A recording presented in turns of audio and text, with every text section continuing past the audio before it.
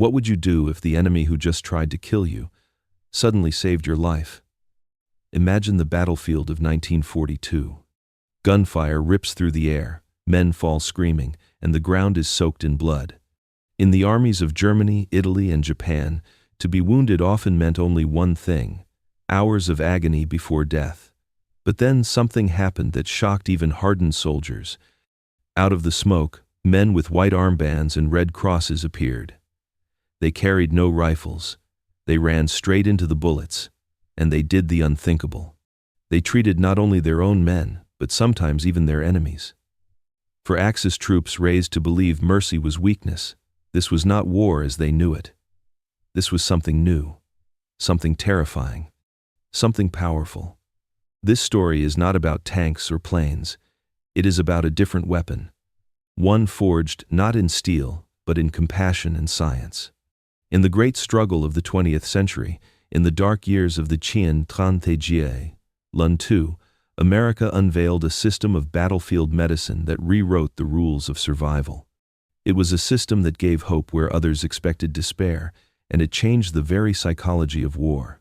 The first moments when Axis soldiers witnessed American medics on the battlefield were so shocking that many of them remembered those scenes for the rest of their lives.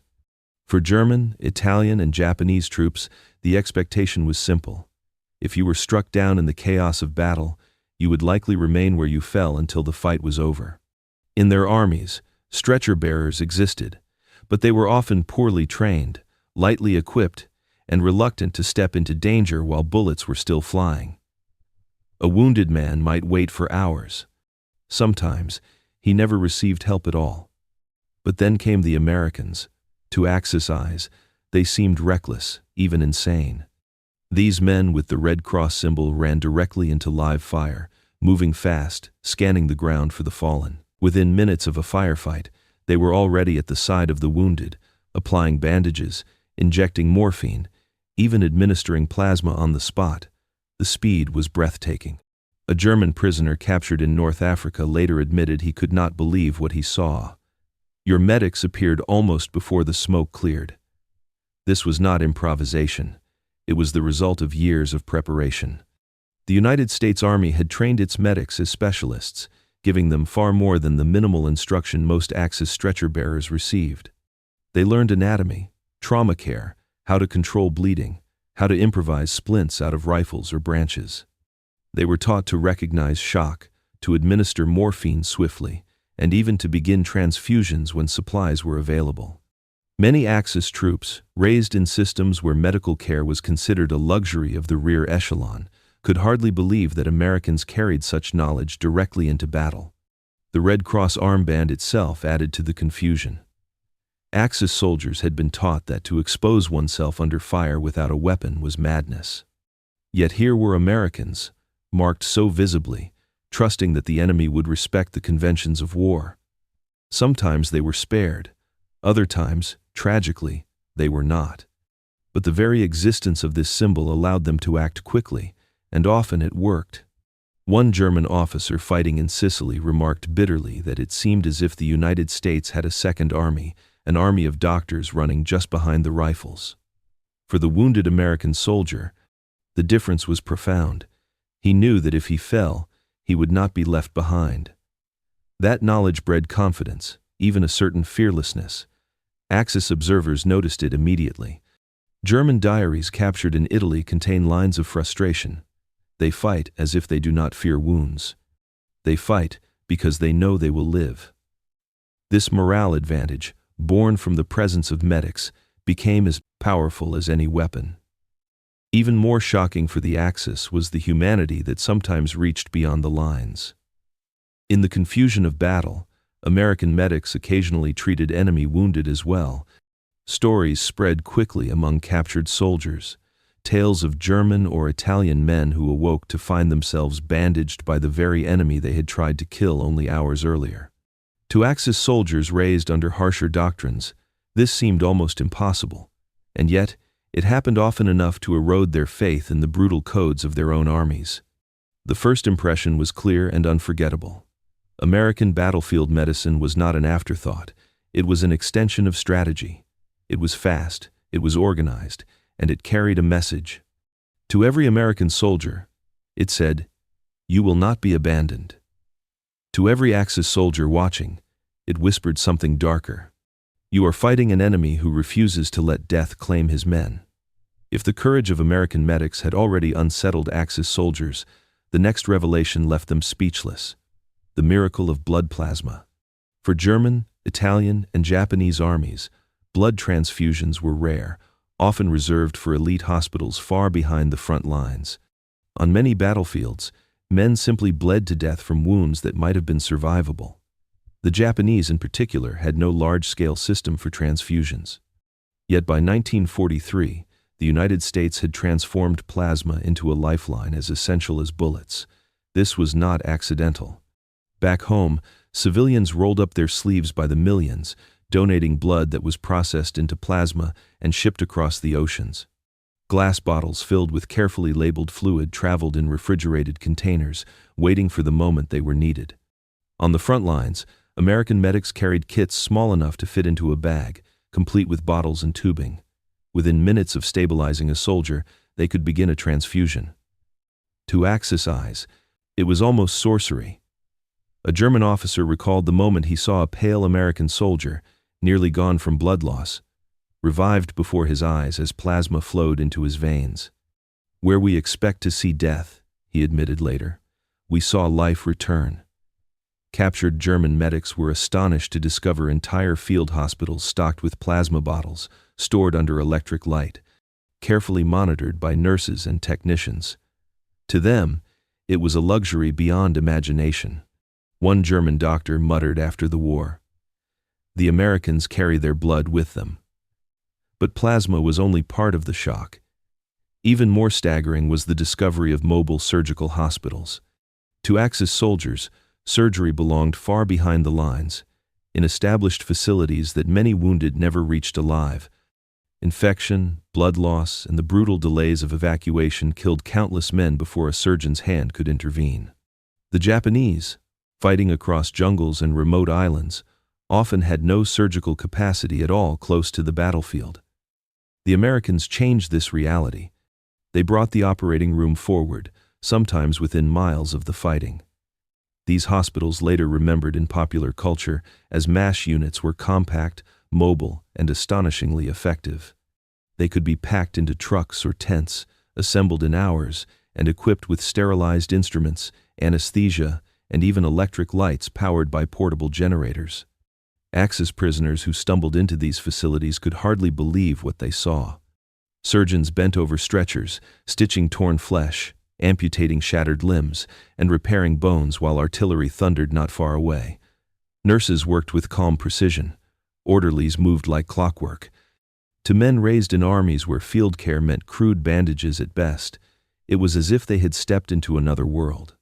One German soldier captured in Italy in 1944 described the moment he was wheeled into such a tent. Expecting neglect or rough handling, he instead found himself examined, sedated, and operated on within an hour. He survived, though his fighting days were over. His testimony later carried a note of disbelief. "They treated me better than my own army would have." The psychological impact of these hospitals spread quickly. Axis intelligence began to note unusually high American survival rates. Officers realized that the Americans were not only fighting with superior weapons, but with superior medical resilience. Each man saved meant a unit preserved, morale strengthened, and the Army's will to fight unbroken. Perhaps most stunning of all was the speed with which these hospitals could vanish. More than once, Axis troops overran an abandoned site, finding only the marks of tires in the dirt where a full medical unit had stood the day before. The Americans could move their hospitals almost as fluidly as they moved their tanks. For Axis soldiers, the lesson was harsh. They were not just battling an enemy of rifles and artillery. They were fighting against an enemy who had reshaped the battlefield itself, an enemy who fought death as fiercely as they fought the opposing army. In those tents and trucks, in those bottles of plasma carried across the world, they saw a force that seemed unstoppable. If blood plasma and mobile hospitals had stunned Axis soldiers, the way Americans moved their wounded deepened the sense of despair. For German, Italian, and Japanese troops, evacuation was often measured in hours or even days. Horse-drawn wagons, crude litters, or improvised carts dragged over broken ground were the norm. Many men died along the way, their bodies jolted until blood loss or infection claimed them. The Americans built something entirely different. They designed a seamless chain of evacuation, a network that began at the very edge of battle and stretched all the way to the rear. It started with pairs of medics who reached the wounded within minutes. Once stabilized, the soldier was carried to a collection point where modified jeeps waited. These vehicles, fitted with racks for stretchers, bounced across terrain carrying 2, sometimes 4 casualties at once. Axis observers who knew the jeep only as a scouting car were stunned to see it reborn as a miniature ambulance. From there, larger trucks converted into full ambulances took over. They carried men farther back while nurses and orderlies tended them on the move. Axis prisoners who rode in such trucks often remarked at the relative comfort, compared to the agonizing jolts of wagons or being left to groan in the dust until fighting subsided. But the greatest surprise came from the sky. The United States pioneered large-scale air evacuation. From North Africa to New Guinea, transport planes carried stretchers stacked in rows, tended by flight nurses who cared for the wounded mid-air. To Axis soldiers, the sight was almost unreal. Men who only hours earlier lay bleeding in foxholes were suddenly in the clouds, on their way to safety. Some prisoners even experienced these flights themselves. They recalled the disbelief of lying in an aircraft, treated not as captives but as patients. This system had a devastating psychological effect. American soldiers fought with the assurance that if they fell, rescue was only minutes away. German diaries, filled with bitterness, noted, "Our wounded lie where they fall, while the Americans fly theirs away as if death has no claim on them." That contrast eroded morale, feeding the sense that the Americans were fighting with an invisible hand, lifting their men from the jaws of death. And then came the drugs morphine and penicillin. Morphine arrived on the battlefield in small disposable tubes known as syrettes. Medics wore them across their chests like ammunition. Within seconds of reaching a soldier, they could inject the drug, calming pain and preventing shock. To Axis troops accustomed to men screaming through amputations or convulsing from blood loss, this was almost unthinkable. A German prisoner later described it as pockets of mercy carried into battle. Penicillin was even more transformative. First mass-produced by the United States during the war, it turned what had once been fatal infections into survivable wounds. Gangrene, sepsis, festering injuries, all were drastically reduced. Captured Axis doctors admitted their astonishment at seeing men who would have died in their armies walk again under American care. To them, it seemed less like medicine than a glimpse of the future. The effect on morale was enormous. American soldiers faced combat with a confidence their enemies could not match. They knew that pain would be relieved, infection controlled, and evacuation swift. Axis troops, by contrast, fought under the heavy shadow that any wound, even one that seemed minor, could mean lingering agony and death. The difference was not abstract. It was visible in survival rates. By the war's end, nearly 70% of wounded American soldiers survived, a figure far beyond what Axis armies could achieve. For German and Japanese forces, locked into a war of attrition, the realization was devastating. They were not just losing men to enemy fire, they were losing them permanently. Meanwhile, the Americans brought theirs back, patched up and ready to fight again. For the Axis, the conclusion was unavoidable. The United States had weaponized mercy. Plasma, morphine, penicillin, jeeps, trucks, and planes, each was a tool of survival. Together, they formed a system that denied death its grip. To the Axis soldiers who faced it, this was both awe-inspiring and profoundly demoralizing. By the final years of the war, the Axis could no longer ignore what they had witnessed. American battlefield medicine had become more than support. It had become a weapon. From the first moments when medics rushed into fire, to the miracle of plasma transfusions, to the roar of transport planes, lifting the wounded skyward, the message was the same. The United States would not abandon its men. For German, Italian, and Japanese soldiers, raised to accept agony as fate, this was a revelation.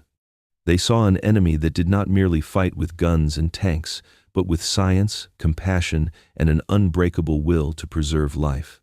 It was as if every American soldier marched into battle with a second shield, a promise that if he fell, he would rise again. This system reshaped the very psychology of combat. In the grim arithmetic of war, survival itself became a form of resistance. Axis troops muttered bitterly that Americans fought without fear of wounds. They were right. In truth, America had discovered that to save a man's body was to save his spirit, and in saving spirits, they sustained entire armies. The impact was strategic. A war of attrition could not be won against a nation that turned its wounded back into fighters. Factories at home, hospitals in the field, and the determination of medics and nurses created a chain of resilience that the Axis could never match. When history remembers World War II, it is often the tanks, the planes, the generals who dominate the story. But hidden beneath it all was another victory, the triumph of medicine over despair. And perhaps the most haunting legacy was this: captured Axis soldiers who themselves received American care never forgot it. They carried home stories of bandages, plasma bottles, and penicillin injections that had saved their lives. In those moments, they understood that mercy could be as decisive as firepower. This is why the legacy of World War II is not only about battles won or territories liberated, it is also about the human choice to value life even in the heart of destruction. America proved that compassion, harnessed through science, could change the outcome of history. So let us remember, in World War II, the United States fought not only with weapons, but with the refusal to let its men die without a fight. That refusal, more than any gun or bomb, helped turn the tide.